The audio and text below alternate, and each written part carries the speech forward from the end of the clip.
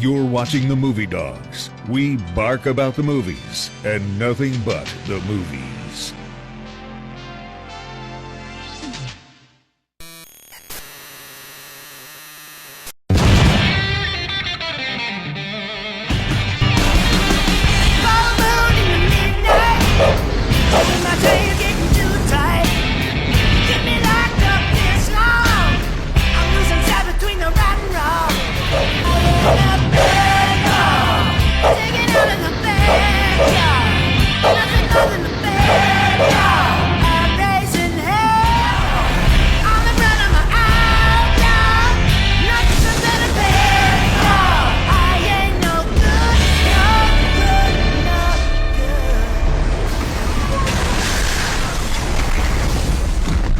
Welcome to the Dawghouse. We take a bite out of the movies.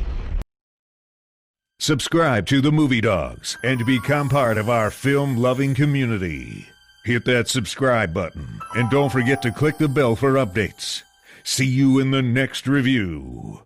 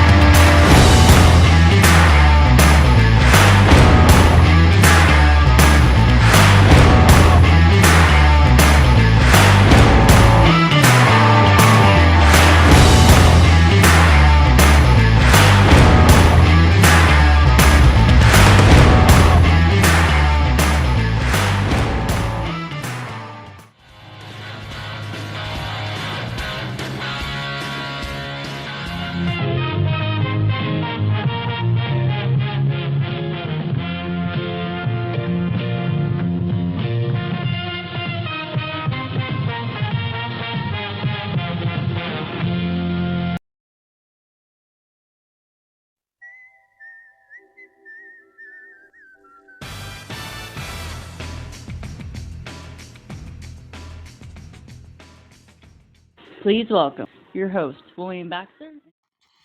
Hey, everybody. Welcome to the season premiere of the Movie Dawgs Show. Yes, folks, you saw it at the beginning of the video. This is the 5th season. 5 years ago, I started on a brand new journey for this channel. I was just celebrating the 5th anniversary of this channel. And I decided to start off with a clean slate. Got rid of a lot of the shows that I had on before and just really focused on what this channel is really about. And it's barking about movies. And tonight, just like we did for the first episode of season 1, we're going to talk about Quentin Tarantino. And one of my favorite films that he did, Kill Bill Volume 1. And after this, folks, tomorrow, this time, check out Joshua Church's review of Kill Bill Volume 2 on episode 102. Yep, 2-part season premiere, folks. I have to say, this film just blew me away. Both films are completely different. Josh, when you listen to his review, he will explain to you the difference between this and Volume 2. But this film was high-octane action. It was an homage to the old-school Japanese and Chinese action films. It was just raw, and it had that grindhouse feel, which you eventually would get when it came to the Grindhouse double feature that Rodriguez and Tarantino collaborated on. Matter of fact, that really now famous feature presentation card that you get in between a lot of in the beginning of some of Quentin Tarantino's movies or featured in his movies shows up here for the first time at the beginning of this film. And the way the movie started, it's a cold opening. You got the bride already beaten, bloodied. She's just, knows that she's about to die. And then you got Bill off of the cameras, out of camera range, and he's wiping her face with his little napkin that has his name on it.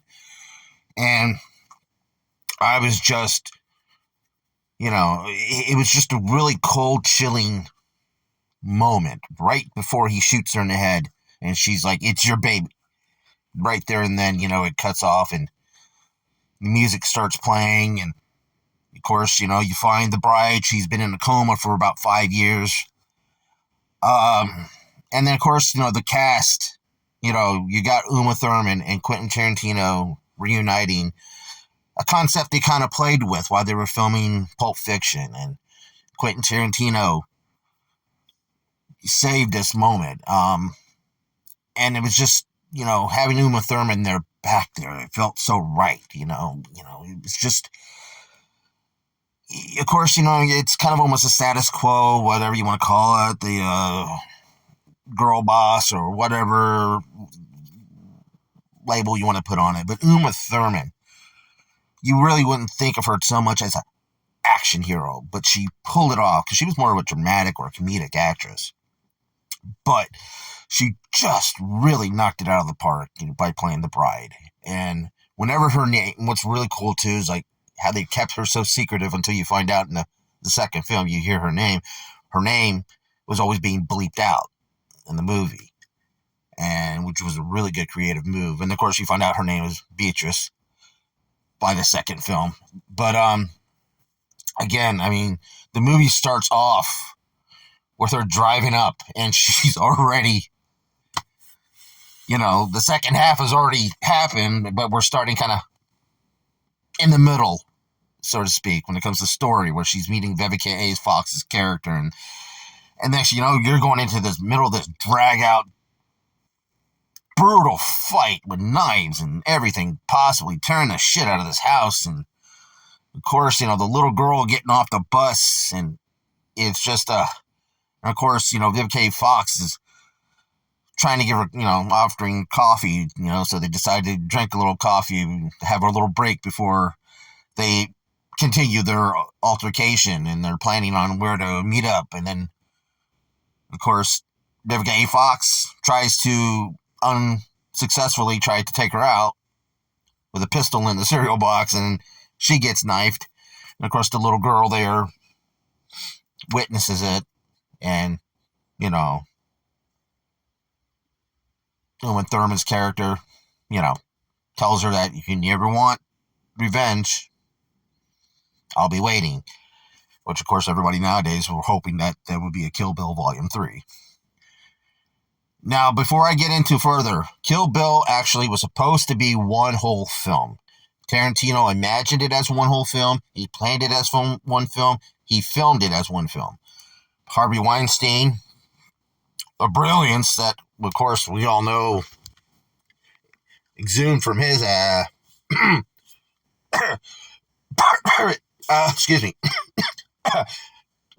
Saying a few words I can't say on YouTube. I'm trying to contain myself, sorry. Anyway, wanted to break it down. Of course, he's thinking money-wise, can't do all that. And we're stuck in them, on with 2 volumes now. So Tarantino's got to be a little creative with his editing. He's got to be a little creative with this and that. And then we got, 2 films. Okay, well, understandable when it comes to the marketing. More buck to our bang, whatever you want to call it. Quentin Tarantino just re-released it last month as The Whole Bloody Affair, the way he wanted it. And if he counts it as the 4th film by Quentin Tarantino, well, guess what, folks? Let's count it as the 4th film.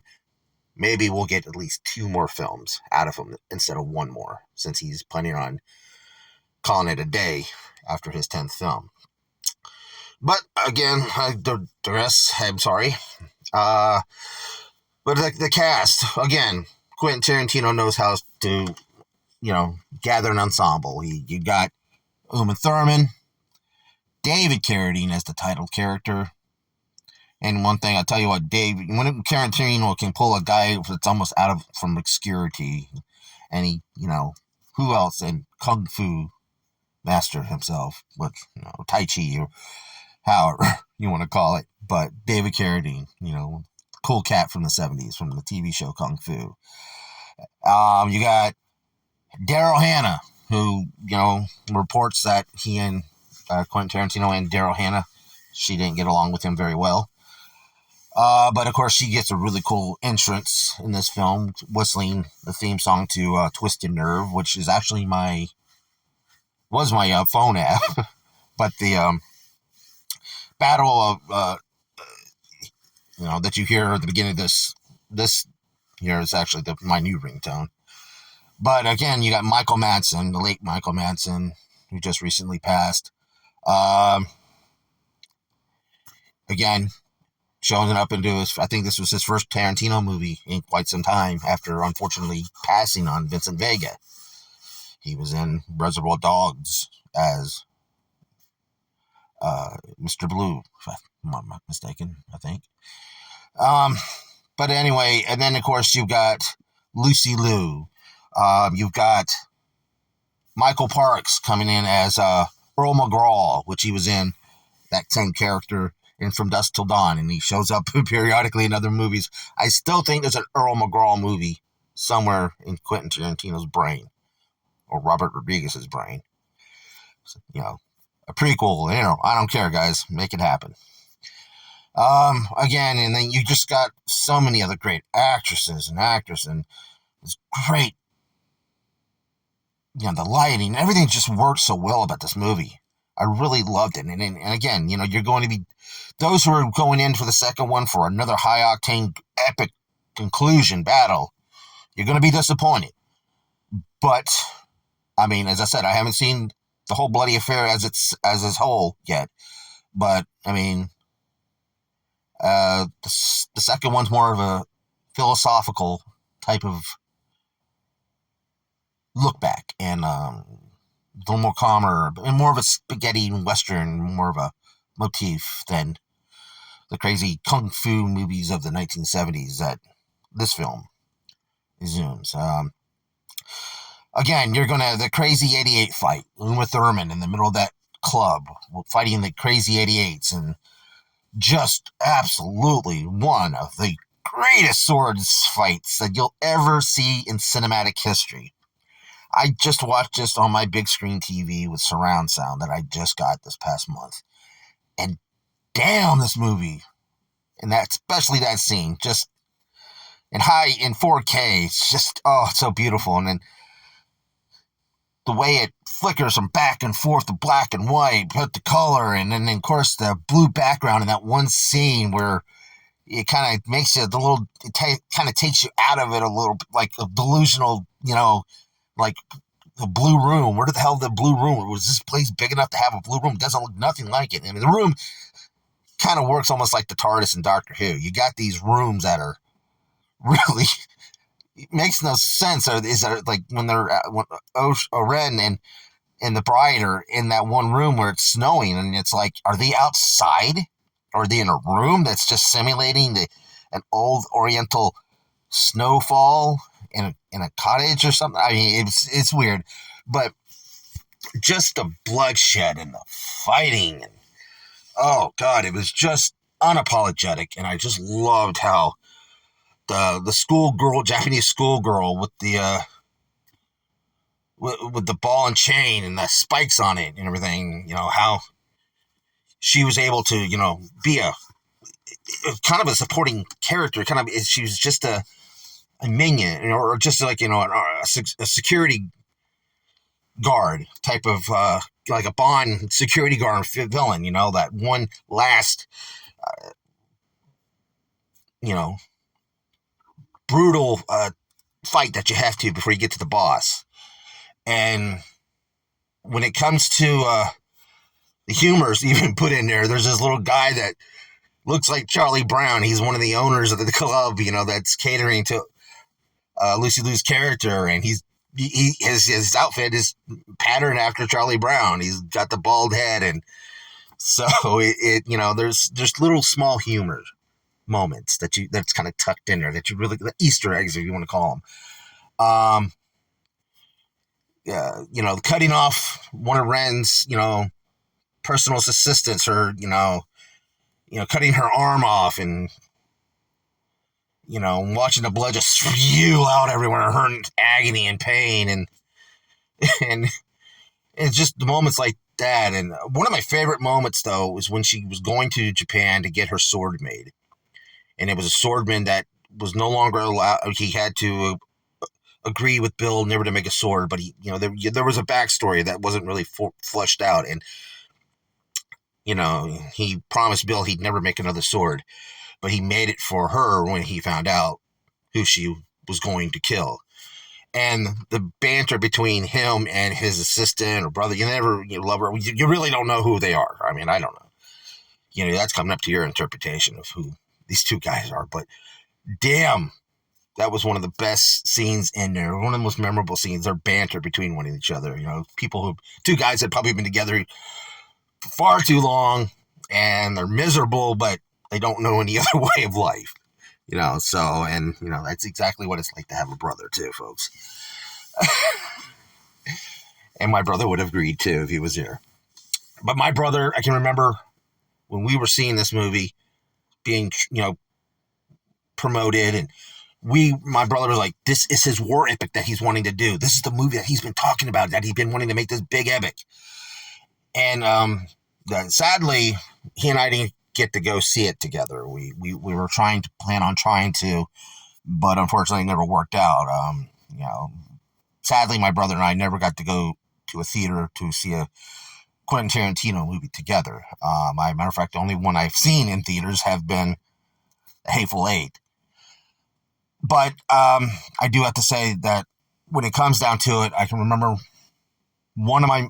it's a personal moment too, because it's come a couple years after the movie had come out. And there was this guy at a church charity thing, and he was selling a bunch of posters.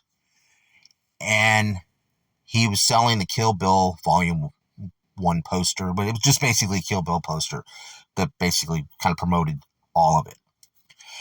I saw it, and it was a beautiful poster. The sword, with holding the handkerchief that said Kill Bill, and the sword on the poster was kind of a foil laced, reflection. And it was double-sided, so it can shine better in the movie marquees out front, that are all lit up for the posters.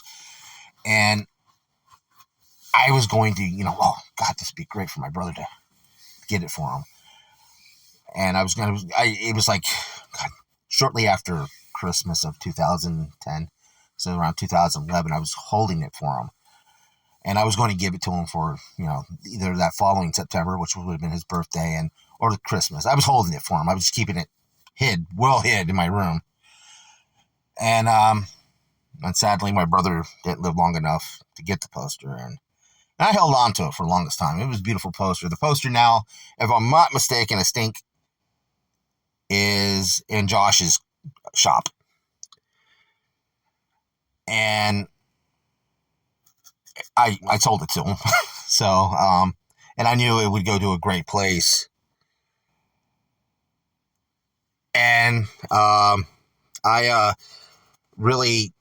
knew it was going to be well taken care of when it came to Josh, because Josh is a Quentin Tarantino fan just as much as I am. So, either it's on his wall at his house now, or is it still on the walls at his comic book store. So if you ever go down to River Monster Comics in Denellen, that's where it's at. So, but I didn't want to go into too much over analyzing with this movie, because I just love this movie so much. Just really, honestly, nothing that really takes me out of this movie that's bad scene or anything. It just was well done. It's the way Quentin Tarantino crafted the editing and even the animation, which I'm not a fan of Japanese animation at all, but that insert, to give us Ren's origin story through animation worked. And you got to understand what this character was, who the bride was going to go face, and the fight between her and Ren in that little snow room, or whatever you want to call it.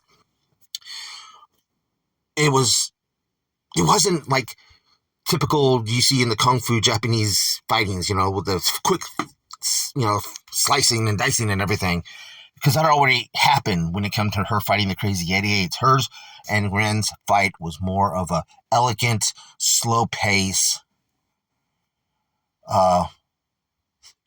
game of chess, if you want to say. And this is basically what you're going to get in the next film. You weren't going to get this bombastic, epic conclusion. You were going to get a subtle, decisive victory. And, of course, part of Ren's head was sliced off. Spoiler alert. And she apologized. The bride accepted it, knowing that she did respect the hell out of a lot of Ren, knowing where she came from and her background. And, it pained her to have to do this because these were her colleagues and some of them were her friends. But she, as far as she knew, she lost a child in the process. And, of course, at the very end, there's some scenes where, when Ren's, the only survivor is Ren's assistant, and plus a boy that she smacked him on the ass and told him to go home to his mother. But she puts her in the trunk of her car and then, rolls her down a hill in front of an ER entrance. And, of course, she's sitting there, and you don't see her again, even in the second film. So I don't know what happens to her. But Bill's last words of the movies, does she know that her daughter's alive? And, film turns off, and, okay, well, you gotta wait till volume 2 now, folks. So, as I said, the film works separately. I'd love to still see it all together as one. So I will, hopefully, if it comes out on physical media, we'll be buying it no matter what, even though I have them volume 1 and 2 on their own cases. Matter of fact, they share the same case. I've made a custom case where, they can share together. But I am, going to say this right now, folks. Either way that you watch Kill Bill, either in volume 1 or volume 2 or the whole bloody affair, check it out if you haven't, because this is worth the view. It is one of Quentin Tarantino's most, just him at his best. It had been years since he had done a movie at that point. And it was just, it'd been a couple number of years since Jackie Brown. And him to come back after, being away for a little while, and then he was everywhere for the next year or so when it came to these two films, I do say that it was well worth the wait. So check out Kill Bill Volume 1. I give you the highest recommendations. And folks, please check out the second half, the second volume of our season premiere with Joshua Church giving his thoughts and reviews on Kill Bill Volume 2 on the next episode, 24 hours from now. All right, folks. Well, again, Season 5 is on fire. And this is going to be, I think, a crowning year, if you ask me. Hope it doesn't go downhill, but this is what I believe is the year for this show, folks. So, hit the like button, share this video away. If you haven't subscribed, please subscribe. We're about at least 200 subscribers away.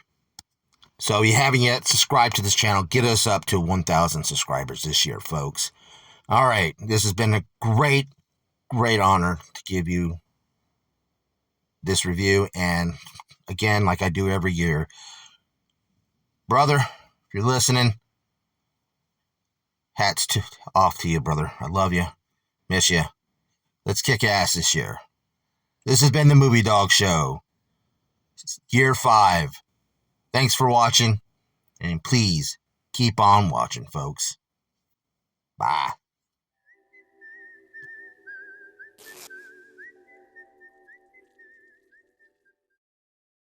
Hey, like and subscribe. Be sure to check out more of the content on the Movie Dawgs channel. All the reviews and cool remarks and cool guests like me, Josh Church, the owner of River Monster Comics. We are in Dunellen Florida. So if you're ever in the area, come by and check out the shop. Get some cool nerd stuff, comics, pops, toys, whatever. And swing by and just have some cool conversations about movies and all things pop culture. We appreciate you. See you soon.